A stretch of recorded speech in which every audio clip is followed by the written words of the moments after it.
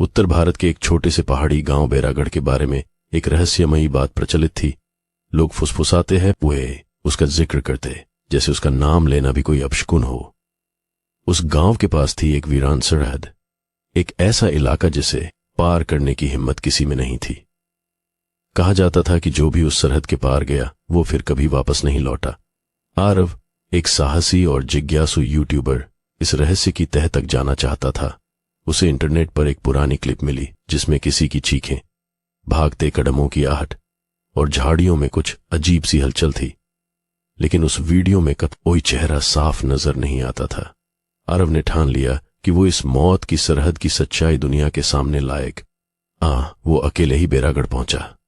एक सुना, शांत और डरावना गांव, टूटी फूटी गलियां, खड़खड़ाते दरवाजे और सूखे पत्तों की सरसराहट उसके स्वागत में तैयार थीं। गांव के चौपाल पर उसे एक बूढ़ा बाबा मिला, आंखें धंसी हुई, चेहरा ऐसा जैसे दशकों से डर पीता आया हो। बाबा ने चेतावनी दी, बेटा, सरहद लांघना आसान है पर वहां से वापस लौटना नहीं आता। मौत वहां निगरानी करती है हर वक्त। लेकिन आरव का मन नहीं डोला। आधी रात ठीक 12 बजे वो अपना कैमरा लेकर सरहद की ओर बढ़ा। जैसे ही वो टूटी हुई लोहे की फाटक के पास पहुंचा, उसे एक पत्थर पर खून से लिखा दिखा, अब तक तुम हमारे हो। फाटक पार करते ही हवाओं का रुख बदल गया। एक ठंडी लहर उसकी रगों में दौड़ गई। झाड़ियों से औरत जैसी धीमी हंसी आई।